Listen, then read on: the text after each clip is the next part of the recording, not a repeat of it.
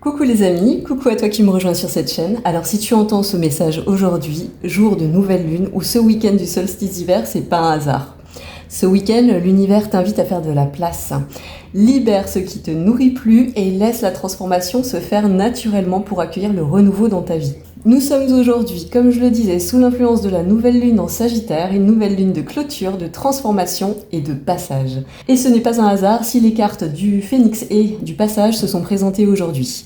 On nous invite à tenir compte des expériences vécues cette année et plus largement sur ce cycle de 9 années qui se termine, ici et maintenant. Alors c'est une lune qui réveille notre guerrier, notre guerrière intérieure, alors non pas pour lutter, attention, mais pour choisir avec sagesse, pour ce qui est juste et bénéfique et aligné avec ce qu'on a désormais à vivre. Donc le message est général, prends ce qui vibre en toi, ce qui résonne avec ta vie, adapte-le à ta situation et écoute surtout ton intuition.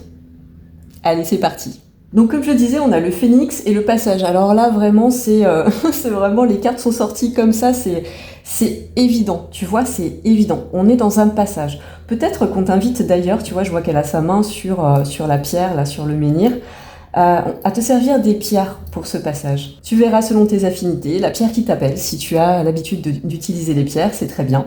Donc tu peux t'accompagner des pierres. N'hésite pas.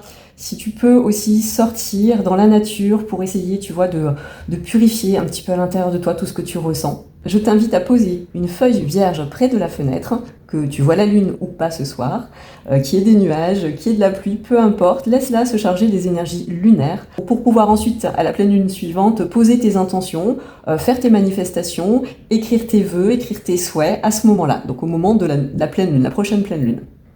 On voit ici, moi je vois beaucoup de rouge, on voit beaucoup d'ancrage, donc on t'invite à t'ancrer. Donc c'est-à-dire qu'on t'invite à être dans le moment présent, en pleine conscience de ce que tu fais. Quoi que tu fasses, sois vraiment conscient de ce que tu fais ce week-end. Pense pas trop au passé, pense pas trop au futur, mais sois dans l'instant. Et vis les événements un petit peu comme ils se présentent, tu vois, en agissant en fonction de ce que tu vis dans l'instant présent.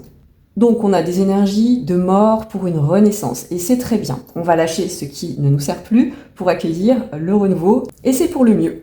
Avec ce 9 de coupe ici, je vois ce personnage qui tient dans ses mains, des grandes mains, en plein milieu de l'espace, cet univers.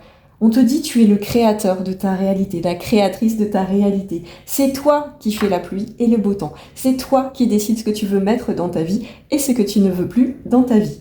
Donc tu es partie prenante pour aller vers ton apaisement, vers la meilleure de tes vies. Mets-y du cœur là avec ce 7 de coupe. Choisis avec le cœur ce qui te nourrit. Choisis avec, tu vois, cette joie de l'enfant, sans trop te poser de questions. Choisis ce qui te nourrit, choisis ce qui te fait plaisir. Voilà, vraiment c'est ça. Ce week-end, c'est place au plaisir, place à l'émerveillement, place à la créativité. Si tu fais des choses, tu vois, créatives ou quoi que ce soit en fait. Créativité, ça peut vouloir dire jouer avec ses enfants, ses petits-enfants, enfin être dans le jeu, tu vois, d'être dans l'innocence. Et surtout, laisse-toi porter ici avec le chariot, laisse-toi porter, l'univers te guide. L'univers va t'apporter tout ce qu'il faut, toutes les synchronicités qu'il faut, tous les événements qu'il faut pour que tu fasses les bons choix. Alors écoute bien, écoute ta guidance intérieure. Et là, donc on a une carte un petit peu plus sombre avec le 9 de bâton, tu vois, qui est assez sombre et terne. Et on te dit, attention, protège-toi des énergies extérieures ou intérieures, ton mental qui peut t'amener des doutes, des peurs, de la confusion, qui peut t'apporter de la frustration, ou peut-être aussi des personnes autour de toi qui ne sont plus saines aujourd'hui dans ta vie et dont il va falloir que tu te protèges et qu'il va falloir que tu te libères. Là, tu vois, il tient fermement ce bâton, il est placé devant ces autres personnages, alors je ne sais pas si tu vas voir, il est placé devant ces autres personnages qui sont avec une capuche, voilà, on a une carte très sombre, brumeuse, tu vois, avec des arbres d'hiver qui n'ont plus de feuilles, voilà. Et là, ce qu'on te dit, c'est protège-toi, protège-toi, protège. On me dit de te dire, protège le joyau qu'il y a en toi. Protège la belle personne que tu es.